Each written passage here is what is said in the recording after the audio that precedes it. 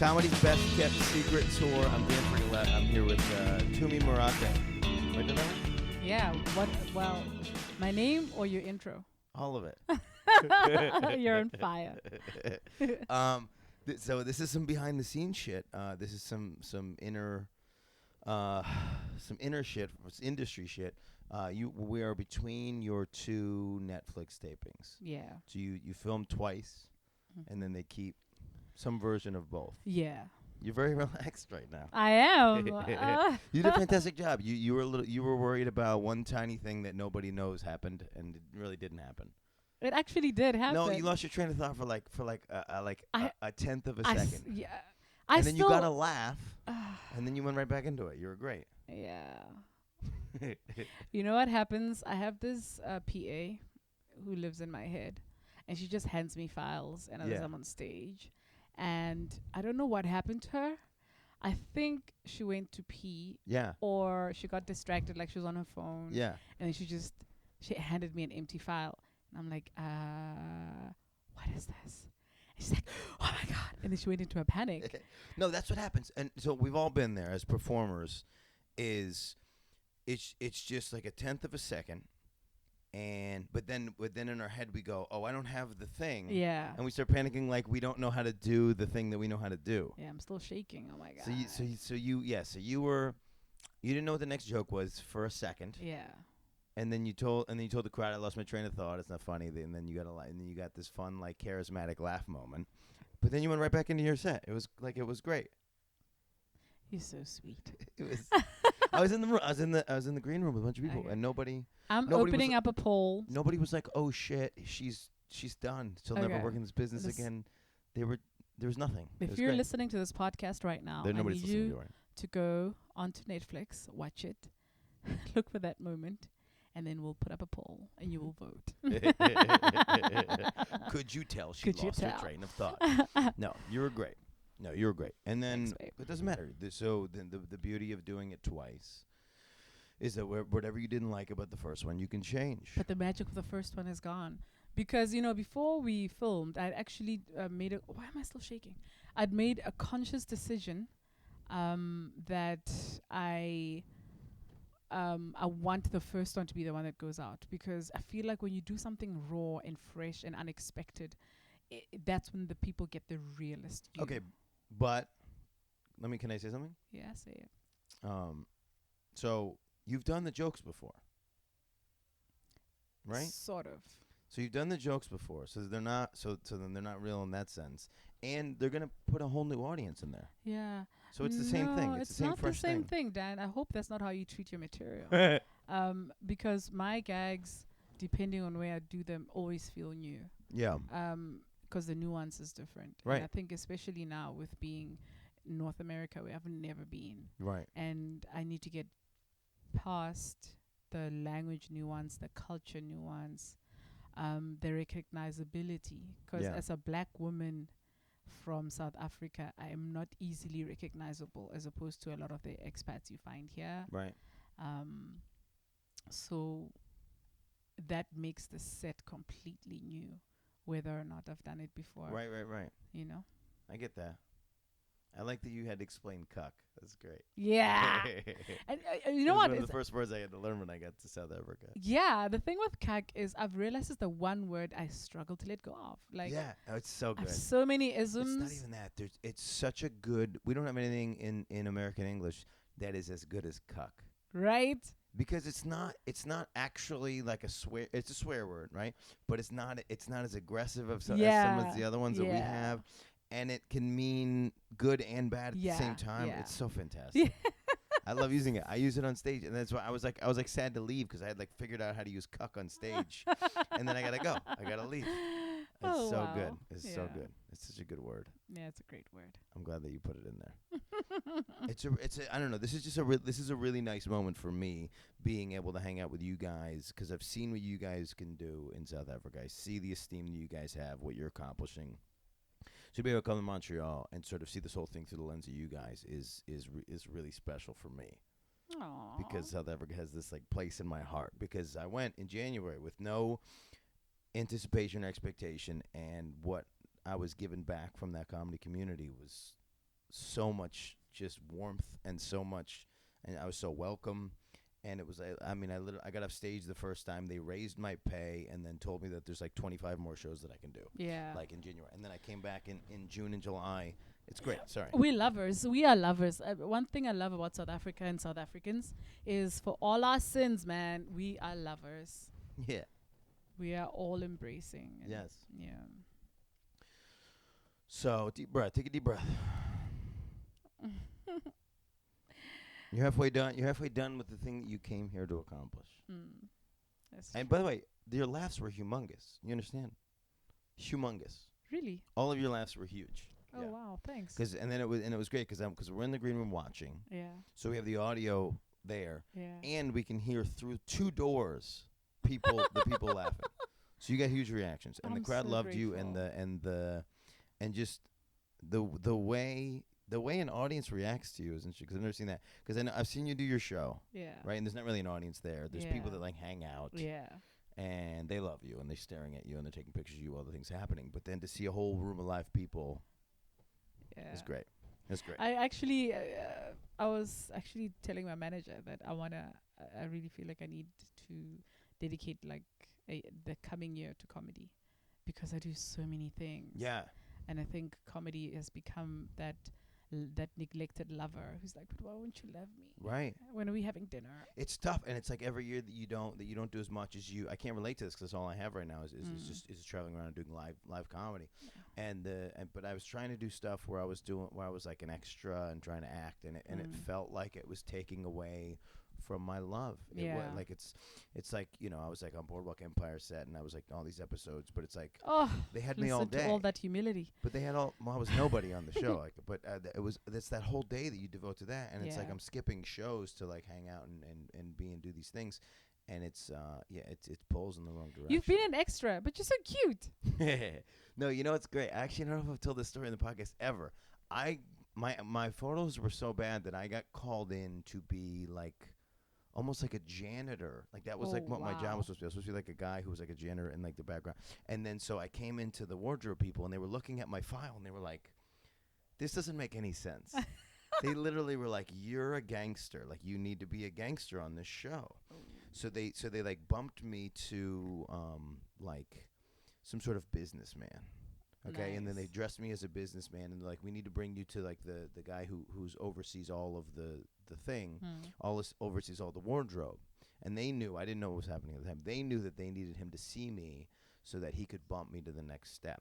So they put me in this suit, but they made it sort of gangstery. They put like a red tie on it, and they bring me in, and the guy just sort of looks at me and goes, yeah, that's fine. And then as I'm leaving, he goes, hang on, just make him a gangster. And then they never even like addressed me as a human. They're just like, just make this creature a gangster. And then as I'm leaving, the one guy was like, you'll get way more work now. And it's like, oh my God, thank you so much.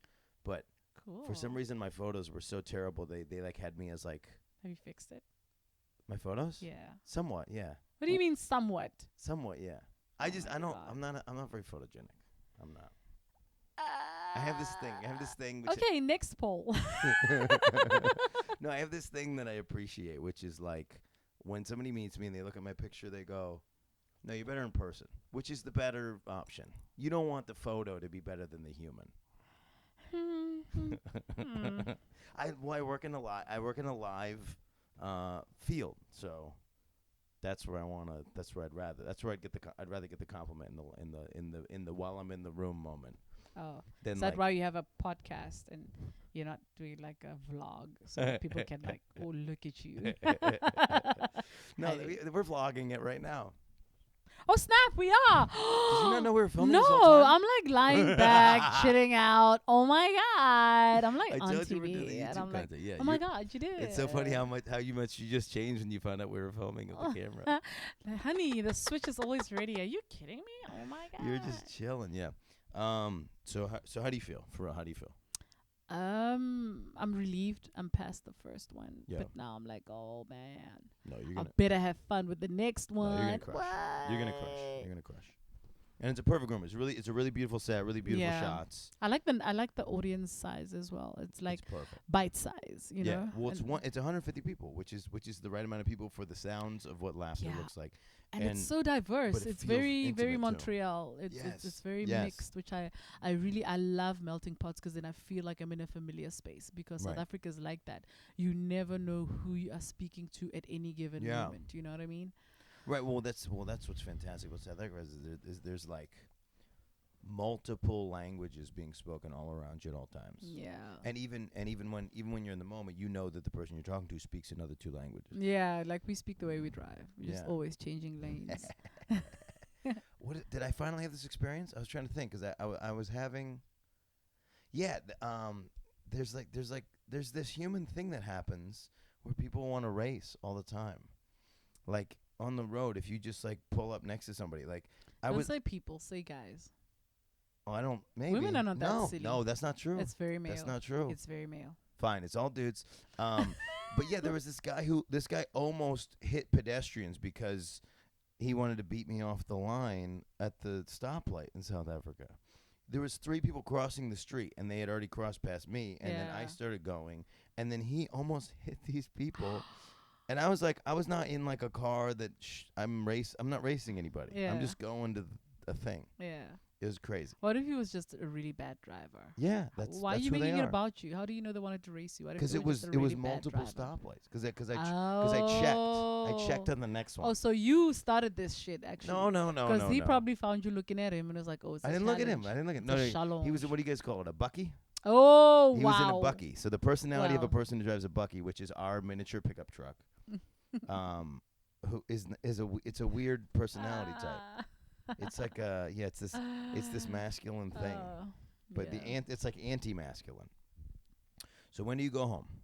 I go home on Saturday. Okay, what Saturday? 2 days from now. Yeah. So what are you gonna accomplish tomorrow? What are you gonna do Saturday? I'm gonna watch as much comedy as I can. I'm really hoping to either meet Wanda Sykes or at least attend no one shit. of her talks. When does Wanda get here? Wanda gets here tomorrow. Okay, Yeah. very cool. Yeah. This so is I'm really somebody you look excited. up to. Hugely. Wanda Sykes is the first black female comedian I saw who made intelligence look sexy and funny and Okay. like it works. Yeah. You know, and I appreciate that, like that identity, because I was always worried, like, so if I get on stage as a black woman, must I do the angry,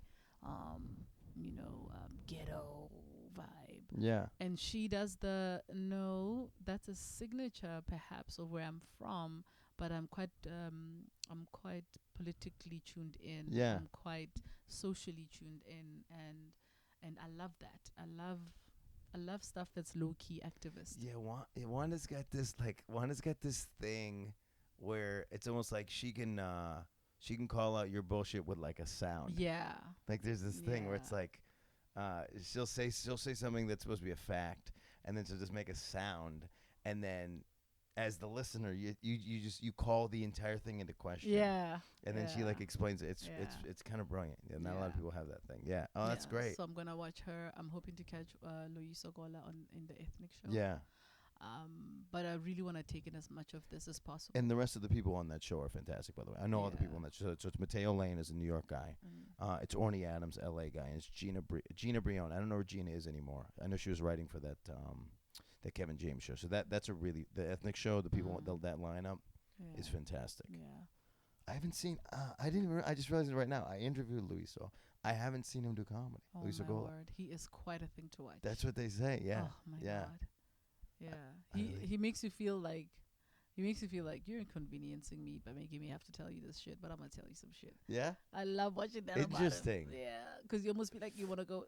Oh, sorry, I didn't mean to make you stand there for so long, but I really loved it. Yeah. You know? Interesting. Yeah. That's funny. Yeah. We did like an hour and a half on the podcast because we just kept like coming up with new things to talk about. Like he's just a really fun dude to like be around and talk. And he's quick and he's wise and he's kind of brilliant. Yeah, he really is. There's someone at the door. Should we get it? Yeah, I don't know. I think we're doing Or it. should we like we're- ignore it? We're doing both. Yeah. We did both. It was great. Yeah. We both ignored it and addressed it. It was great. I've never seen anything like that. We just crushed it. Yeah, that's good. Now, just on a side note, now that I'm thinking about it, there's a lot of beautiful shots in that thing. You're gonna be really happy with what comes out of this. Yeah. I'm glad. Yeah. The Teletubby that went to Fashion Week. And I might have heard a conversation I wasn't supposed to hear about like release dates. So we can talk about that. We can talk about that off pod. Oh, really? Yeah. Yeah. Let's talk about it off pod. Because I don't know if I'm supposed to have that information. Today's been weird. Today's been weird and hectic. I infiltrated the Montreal Comedy Festival. You're like Tom Cruise. This woman in took Mission Impossible. a picture of me. She took a picture of me, and while we were like trying to figure out if I could get a pass, and I literally thought this is her taking a picture of me to send to whoever runs the festival to block me forever. Which it still might be. Like I'm here now. But I still might be screwed. No, but you're this. my people. I think by association. Yeah, but that holds up okay. for now. And then when you go, they go, yeah, he was there. Yeah. And he's never coming again. That's funny. That's funny. But you were saying that it's like the guy who infiltrates the royal wedding. But the problem, I've been doing this 15 years. Comedy. So there's no place that I'm gonna go this week and as part of the festival where like I know nobody. There's no situation where I'm not gonna know some of the people. Yeah, I want to watch French comedy though because I accidentally ended up at a French lineup show. Yeah. Watching, not taking part. And I found it funny. I really found it funny, even though I don't understand. Oh, no, je ne vais pas parler français. I love it when there's that moment where you're watching somebody do the thing, and sometimes it happens in English too. Yeah, where you're watching somebody do the thing, and you're not really sure what's happening, but you can feel the energy. You feel the moment. You know when to laugh. You know when to listen. It's really interesting. Yeah, and you know what? Humor, I think, like love, does translate depending on the performance. So what I found made it easy for me to understand the French comedians was the way they're so animated. Yeah. So I actually get the gist of where they're going. Yeah. And French comedy is very physical. Yeah, it's right? brilliant. It's like watching Glenn Biederman Pam do comedy. Yeah. Shout out Glenn Biederman Pam. I love Glenn. He's so funny.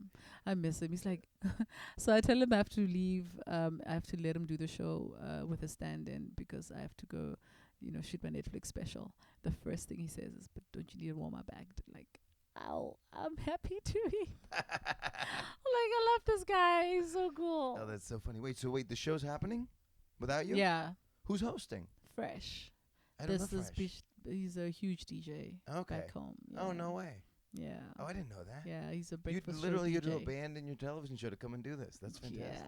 Yeah. I love it because then they get to miss me and then I come back. I'm like, oh my gosh, we're so glad you're Where back. have you We miss you, mommy. Yeah. Like literally, I feel like when I leave the country, I describe your audience like I think about my dog. Yeah, I feel like I leave my children and my big TV children. Yeah. That's how I feel. Yeah, it's pretty awesome, man. By the way, I've never heard anything like the story that you have about your 3 children and 3 different contraceptives. I've never heard anything like that. If nothing else, this is going to be something that stands out globally to people. This concept, this thing this singular experience that you have that nobody else has. It's fantastic. Yeah, it's such a cool thing to talk about on stage, too. Yeah, I think I'm learning to find my motherly voice on stage. Yeah. It's crazy, but thing is, I've got a very sensitive 9-year-old who watches things he shouldn't watch. So I think every time I do comedy, I go, oh my God, if he watches this by accident. Because there's this gag I have. There's a gag I have, and I hope he never listens to this podcast because I have to tell you about this. Nobody listens to the podcast. I wanted to try this. Trust me, he will find it. Because I wanted to do. He was bullied in primary school. This is early the on 9-year-old? in the 9-year-old. He was being bullied. They were laughing at him because of the size of his manhood. What? It's big or little? It's big. It's huge. Yeah. He's getting shit for having a huge cock. I know. And I'm that mom. I'm that mom who's like, yo, wait till you're 16. Go back to those kids. Let's see what they say, Mandingo. You know what I mean? With it. Oh wow. That's all. That's all we have in our heads as men. Yeah. We just want to be able to hit another man from with across the room with our penis. dicks. Yeah. Yes. It's like the guy with the Bucky. That's all we want in life is to be able to hit someone across the face from across the room with our dick. I know you don't understand. You give me a very confused face, but this is what it is to be a man.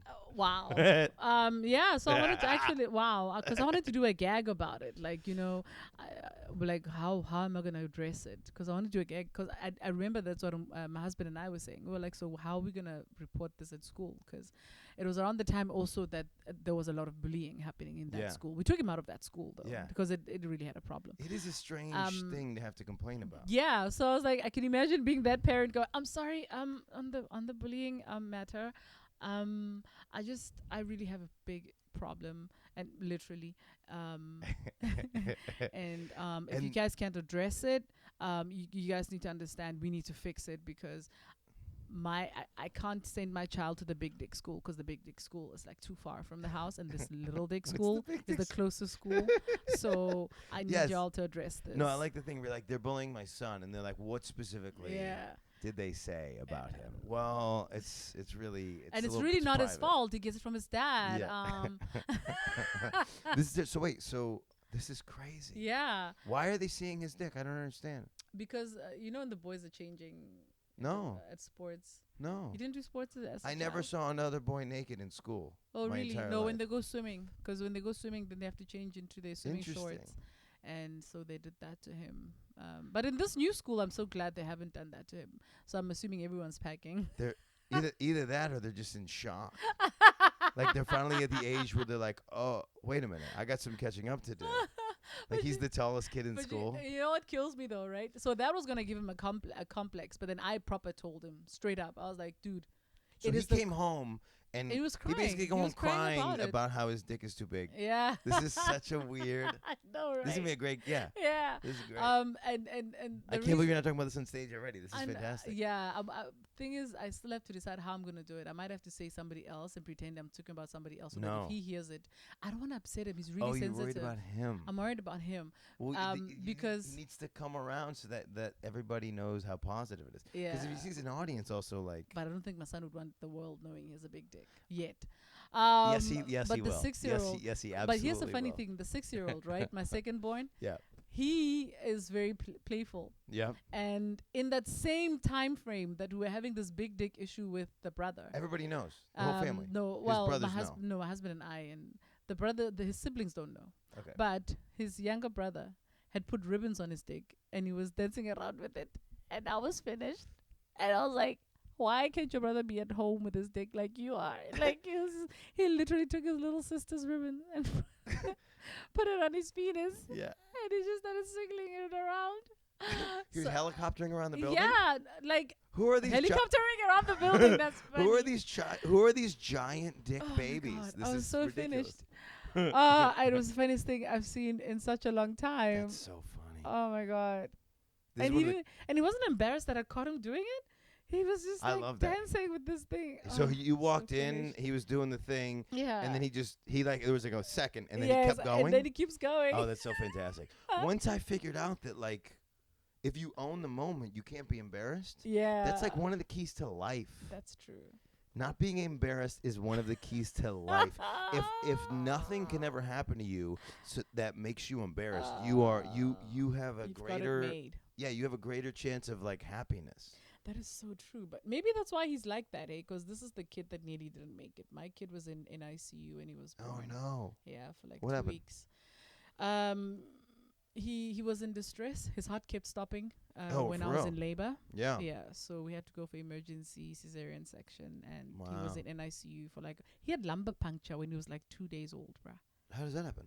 Dude, it was crazy. How does that happen? I don't know. I didn't even want to see, but had stuff in my child's spine. Shit. He was in the machine with like all sorts of incubator, wires in him. The incubator, and was he born on time though? He was. He was late. That's the weird thing. Wow. We'd been waiting. So it was very weird, man. And one thing I've realized though is that he's my happiest kid. Yeah. Even, the terrible twos, every mother will tell you that their child has gone through that thing. Yeah. This one couldn't go through the terrible twos. He tried. He'd start a tantrum, but he just couldn't commit. Oh, that's so funny. Yeah, like it's to this day the family talks about that. They're like, Yeah. this is the one kid who couldn't master So the terrible he'd start twos. having a fit, and then what would happen? And then He'd just be happy. he couldn't commit to it, so he just it would fade. He'd forget he'd started a tantrum, and he'd be on to the next thing. That's great. Like, yeah, I love that. That's great. He's gonna make it. That guy's gonna make it. he's gonna be like you. I think he's gonna be a chancer like you. A chancer. Yeah, you're so a chancer, man. What am I chancing? I like that moment where they were like signing me in, and this is your moment. This is your special, but you were still kind of like, I don't want to get involved. If they kick him out, I can't have my name. I can't. Yeah, I you're like can't. I don't want to chance my visa. Yeah. Not on this guy. No, actually, I was just like the visa man. The visa. I'm happy to pay your bail. I'm happy to. So funny. Yeah. So funny. Yeah, but I could see that she's gonna be cool with you. Like I didn't know for sure. But she suppose had you're the a vibe. dude. I can read with She it. had the vibe. Yeah, she had the vibe where she was like, "You're not supposed to." She wanted to make it clear to you shouldn't be there. She said, "Whoever let you in should be fired. Like this is a real thing." She did say that. And I was like, I can't believe you're confessing all these things on this podcast. I And then know. if these guys listen, no, they like, already nobody took listens, a picture of me and but sent I'm it. on it. She took a picture of me, emailed it to the head of all of the festival, and said, "This guy got in. Here's a picture of him, and we're gonna give him a pass to this one thing." But I don't know. That's what I'm saying. Like this, like I was like, did I just? And I asked her honestly. I had that moment. I said, did I just willingly get myself banned for life? And then she was playing with that moment. She was like, she was she did it so well. I love her. Cause she didn't, cause she knew I was like, and so she was like, subject of email, lifetime ban. I was so scared. Yeah. But the one thing about this industry is, if you like show that you have a value, none of that shit matters. Oh, this is one of my favorite stories. Do you know Shaquille O'Neal? Yes. Do you know TMZ? Yeah, I do. So shout out Adam Glynn. I don't know Shaquille O'Neal, but I'm gonna shout him out anyway in case. So Adam Glynn is the New York correspondent for TMZ. Years and years of him going to places with the camera, being TMZ, has gotten him sort of put on these like short list of bans. Yeah. So he's like banned at Good Morning America for like going and like badgering the guests, quote unquote. So one morning he sees Shaq somewhere. He goes, "Shaq, blah, blah, blah." And you know Shaq, 10 years from doing the shit. And he goes, "Shaq, blah, blah, blah." He asks him like an absurd question. Shaq picks him up, grabs him, throws him in like his limo with him. And then so I'm watching it on like Adam's Snap story. Yeah. So it's all happening live for me. And he's like in there. So Shaq like says, "I'm kidnapping you." Kidnaps him for the day. So so he's doing a press run for the day for whatever thing he's like working on.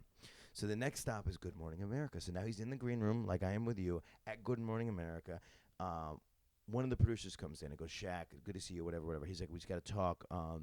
Adam is banned from the premise. And we're going to need him to leave." Shaq, without skipping a beat, he just goes, "Cool. So we'll leave then." Oh, and nice. and they go, no, like we want you to stay. He goes, "No, you don't understand." He's like, "Adam's with me. If Adam goes, I go." And then there was just this chess poker moment. Yeah. And they were like, "Okay, Adam can stay." Like it was like at that moment. And so that's what I'm hoping happens for me. I didn't give you that Shaq moment. No, you didn't. No, it doesn't matter. We worked it out. I got my badge. But yeah, hopefully so if I have value, hopefully I have value in the thing. But yeah, that's such a good fun moment for Adam Glynn. Dude, imagine if Shaq said that. That is Shaq said he would leave if you and him couldn't be together in the thing. That would be so Such cool. a moment. Yeah. So fun. I'll do that for you when I'm at the Apollo. At the Apollo? Yeah. Oh, that's New York. I got the Apollo. We're good. Are you trying to play the Apollo? Is that one of the goals? You should come play the Apollo. You should come play all the things. So have you played New York? I've never played America. I've never played this continent ever. This is huge. This is great. This is great. Well, come to New York. You're welcome in New York. Thank you. Does that mean I'm the I mayor. have free accommodation? This is what was so funny. I was hanging out. Where was I? I was like on the set of the other show on your network, Trending SA, and every one of the hosts kept being like, "Oh, nice to meet you, whatever."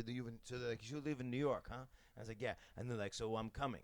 I can stay with you, right? And I was like, yeah, I mean, you do whatever you want. I mean, you can come stay with me. I don't have. But we don't mess around. If we say we come in and you say yes, well, we I've told will everyone show in up. South Africa that they could come to my house. Oh my God. So now you're gonna be. It's gonna get crowded. You're gonna be like. I'll be the ambassador for South Africa. You're gonna be like harboring fugitives because I will be the comedy ambassador for South Africa. I'd be happy to be that. And you really love South Africa. I love it so much. It's like my favorite thing. I'm waiting until I can come back. I'm already like every time I leave, I'm not even home yet. I'm not even home yet, and I'm already planning to come back, and I don't know when to do that. And by the way, thank you so much. I don't know how to get my hands on the footage, but you had me on your show with very little information. You know anything about me? Yeah. It's gonna be on YouTube soon. I think you let me come and do. I did nothing. I didn't contribute to the show at all.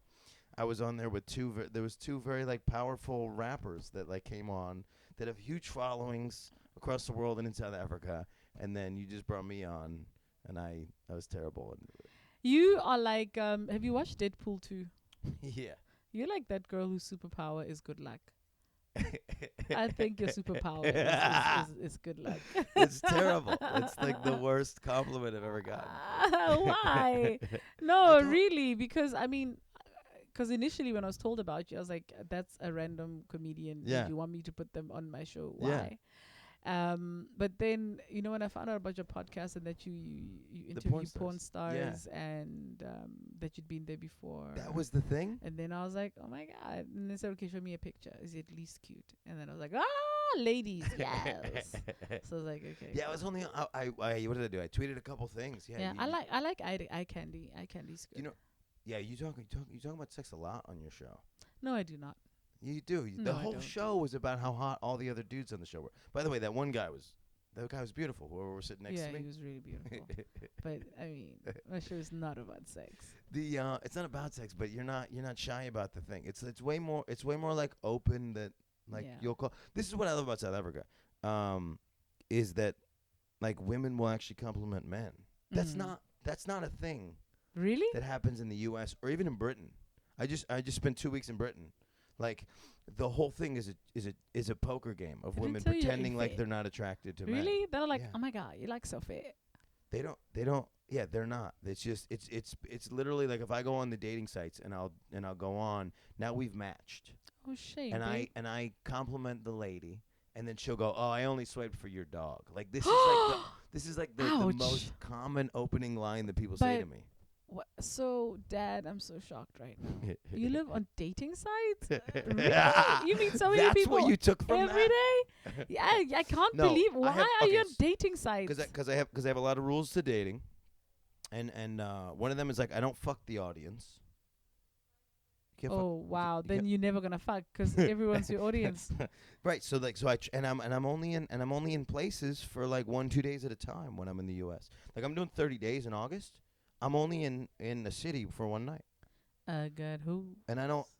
Well, no, and I don't want to do that. I'm not into that. I'm not in. Different area codes. I'm not in. Are you a committer? I'm not into banging somebody and then leaving. I'm not. That's not where I'm at in my life. That's not what I want to be. I've never been at that stage where I just want to hook up with somebody once. Like I want people in my life, in all aspects that are of value and have value to me. Wow. What was that reaction? Your hot factor just went down a notch. Okay. You want me to fuck strangers and then leave? Yeah. What? Yeah, Why? live a little. No, that's not I'm living. kidding. No, that's yeah, not you're living. right. It's not worth it, but how does online dating change that? No, so honestly, the takeaway for online dating is not even dating. Honestly, it's being able to meet people from all over the world, all over the country, and we don't know what our relationship is going to become, but at least it's a stepping point. Does that mean you're on Baidu? No, I don't know. We don't have that one. We don't have that one. Badu. Badu. We don't have that one. Yeah. You guys love Badu. That's the one that everybody in South Africa told me to get on. I didn't get on it. There's people in Montreal on Badu, bruh. Yeah? Yeah. Okay, maybe I gotta get on. Not that I'm on Badu. Disclaimer. Just in case anybody's watching, she's not on Badu. Just in case your husband's watching, she's not on Badu. I really am not. You're horrible. Please don't be my advocate. I'm not on Badu. So funny. All right. Well, look. We had a small window because literally you have to film the next one. And then are we gonna party tomorrow at the There's no tomorrow. Not tomorrow. Tonight. Are we gonna There's party? Tomorrow. What do you Let's mean? party like there's no tomorrow. I leave at 7 a.m. to go back to New York. I have shows in New York tomorrow. Oh I'm my literally in God. Montreal for same thing like I was in Morocco. I'm like 36 hours I'm here. So this is all we have. Must be so nice to be you. It's not. There's never a moment. I never get a real moment of whatever. It doesn't See, matter. that's Plug how you all your could get stuff. laid because you would just I be don't going, want to do that. this is all we have. I live tomorrow. I at have 7. used that factor. So I'm not saying that I don't want to like I want to fuck the audience, but I don't want them that be the only interaction I have. I'd like to meet someone, invite them to the show, and then use the show. You know what I'm saying? It doesn't matter. Plug He all is your such things. a girl. How do you? Yes, this is a fact. What? Plug all your things. How do they find you online? How do they follow you? By the way, this will be coming out. This episode will be coming out relatively around the same time that Netflix, I think, drops your thing. Oh my God. So I'm gonna try to time it I perfect. love you. This is great. So it's gonna be. I'm gonna Okay. I'm gonna use you in the momentum of your special. Dan is like, it's like the guy who knew too little. Like you're that guy who just didn't mean to find out stuff. Right. Actually, people can find me on all the socials. All the socials. Tumi Morake, just enter that, you'll find me. Cool. There's always an underscore involved. And my book is coming out soon, so I'm really excited to get to share that. In fact, if this is coming out when the Netflix thing comes out, then the book will already be out. Okay, great. And it'll be available in digital form, of What's the course. book You called? can download it. It's called And Then Mama Said. And then Mama said, dedicated to your late mother. I'm dedicated to my late mother. Shout out, mommy. Yeah. Good looking out, mama. Look at me now. You told me very little about her, and from even just the initial thing you told me, I was like, oh, that is a smart, brilliant, and like careful and fantastic woman. Careful. Just from the yeah. Carefree. Caring. Yeah, not careful Caring. like yeah. Carefree. But like yeah. and like worried not about the wrong things. She's a Yeah. very She was cool. She sounds great. She was cool. So check all those things out. This is the Comedy's Best Kept Secret Tour podcast. Oh, wow. We're on iTunes and Google Play. Whatever thing you're on, we're on the other one. If you switch from the Apple platform to the Android platform, we got you. We're on Stitcher app, Podbean, bunch of the stuff. We have some fun content today on YouTube of Tumi basically taking a nap while doing the podcast. I know, right? Check out her Netflix special. I don't know if we know what the thing is called We'll yet. do. Yeah, it doesn't have a name yet. But we'll have it. We'll have it all figured out by the time yeah. this happens. And then the next podcast will happen once I'm in America. Yeah. At the Apollo. Awesome. Check us out. Thank you guys so much for listening. We'll try to bring you good content whenever. I love you.